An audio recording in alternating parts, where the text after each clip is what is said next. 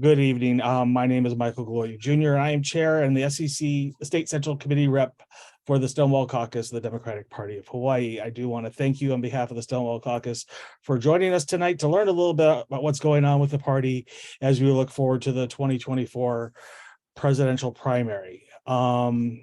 Just so you get an idea of what's going to be happening tonight, I'm going to give everybody some background, go over our what our foundational documents say about the primary, what the party's positions are, and then give you some history of the party's presidential primaries up until 2016, talk about the 26 resolution, the 2020 primary, make sure everybody knows what's the difference between an open and closed primary, some of the ideas that have been thrown out for 2024, and then we're going to open it up to everybody so you all can talk and share your ideas, comments, and suggestions. Besides being chair of this party, chair of this caucus, what makes one of the reasons I'm uniquely qualified to run tonight's talk story is that I'm the person that wrote the 2016 resolution that produced the report that based the new changes for our 2020 primary. I've sat on the SEC for the last 10 years as an active member, bringing back the membership committee from the mothballs in 2012, and most recently I was chair of the state convention. I am going to mute all participants for the first part of this. You can unmute yourself when we get to the other part. Okay. So getting started. So that's who I am. That's one of the reasons I'm running this, besides being the chair of the Stonewall Caucus. So the foundational documents, our party's foundational documents are loaded into three areas: our platform, which gives our guiding principles of the party, the things that we believe in, we strive for and advocate for. Then we have our constitution and bylaws, which fall under our rules, which are governing documents and how we interact with each other, how we operate. And they tell us what we can and cannot do. And then there are resolutions. Our resolutions give action to our platform, as well as speak to issues that our platform may be silent on. So there you go. Those are our party's foundational documents. So what does our party's foundational document say about a primary? It's this is what you'll find in Article 1, Section 1, in our Constitution, and it's clear that the party, the delegates, over time, and they've reaffirmed this just this last May, is that we support a closed primary system. I bring up Article 8, Section 8 about the resolutions because I wanted to make sure everybody understood that a resolution passed at the state convention, the resolve clauses become policy for this party until they are either rescinded or amended by the delegates at an annual or special convention. So that's where our party foundational documents are. Resolutions. In 2010, a resolution was passed advocating that we as a party support limiting our primaries to members of the Democratic Party only. You can read the full resolution there.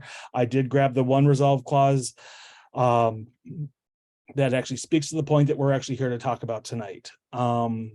And I also grabbed the resolution in 2018 that tells us that we need to be working for our ranked choice voting in all state and county elections, because since it does refer to primaries as well. So how did we run things? Well, until 2016, through 2016, the DPH ran what was considered a presidential preference poll.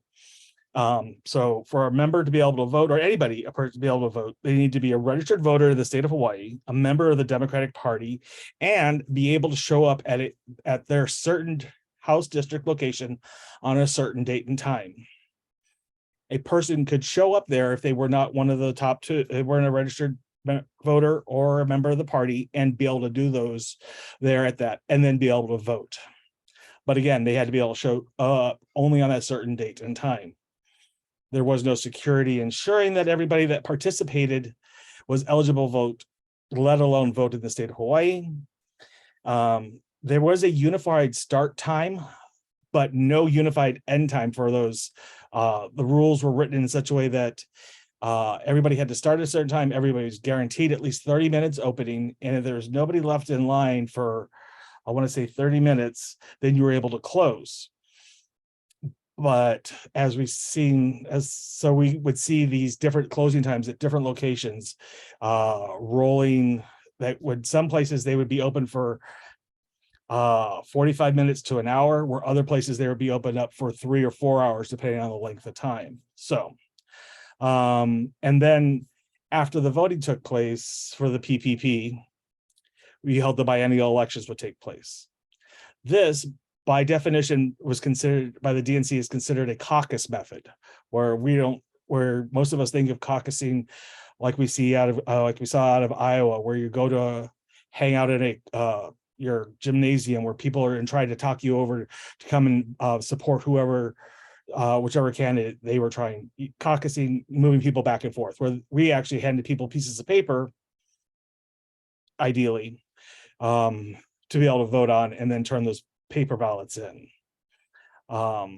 The cost for this varied from election year to election year, but it cost about $75,000 in 2016 just to do the presidential primary portion. So after seeing what a mess it was in 2008 firsthand, and then seeing again what a mess it was in 2016, I wrote this resolution you see before you. You don't need to read the whole thing. It's on the website, and it will be included in the slide deck, which I will send a link to once we get to the part, once we set over to the talk story session for you to review. And it basically set up a working group, a committee that would look at how we did our presidential preference poll. And it was ended up being divided into 3 sections. Keep what we currently do and try to make it better. A hybrid system, or switch a hybrid mail-in system. So we had members covering all the counties, all the caucuses. I had seats on this committee. It produced the report that was the basis of how the 2020 party-run presidential primary was done. And that was the basis, was based off of this report. So in 2020, what we started off doing was to be able to have everybody vote by mail. Every party member vote by mail. And to be able to vote by mail, you had to have been a registered voter in the state of Hawaii and a member of the Democratic Party by a deadline in March of 2020. Then ballots were going to need to be received by mail or at a voting service center on voting day.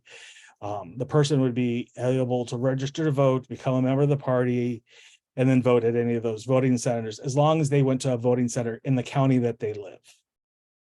But as we all know, the pandemic came along, and that luckily we were in this mail-in. We had the ability just to pivot over to mail-in only, and that's what we did. The only difference is that we extended the deadline to be able to register to vote and join the party to get a ballot mailed to you. The cost for this was about $280,000. So what's the difference? You've heard the terms closed versus open primaries. Currently, under Hawaii state law, the presidential primaries are the sole responsibility of each political party. Every political party has full autonomy in choosing whatever method they wish to use for that election. A closed primary system is when you have to be a member of that party to be able to participate. An open primary is any registered voter can vote for any candidate they want without being a member of that political party in that primary. And i.e. the state's run primary that's held in August is considered an open primary. Although some consider it a semi-open, because there are some states where you can cross party lines between races, which you can't do here in Hawaii. But so just to give you an overview of that. This all has been brought to you because of what's taken place at the DNC's winter meeting that took place in December. Basically, it was voted on, and the DNC would like all states to go to a state-run presidential primary. But it was basically a vote came down that no party is allowed to do any caucus format in the 2024. So here are some of the ideas that have been thrown out there. I wanted just to get the ball rolling is that the party-run presidential primary, like was originally planned for 2020, knowing that it would cost anywhere between $250,000 to $270,000. We could actually, by actually having the voter service centers, while it does cost more, it does lower the price when it comes to the mailing, actually paying for the ballots to be mailed back. A party-run presidential primary with an online voting option. Cost is unknown at this time, but it would be less than the $250,000 because the largest cost in the party-run presidential primary was the postage. And the other one that some people are pushing for is a state-run presidential primary. We as a party, as you saw earlier, would be are sort of put into a closed brackets, and then, but more than likely, if the state were to do this, it would be an open primary. So now I'm going to pause recording here. I'm going to open it up for. Let's see. I'm going to pause recording.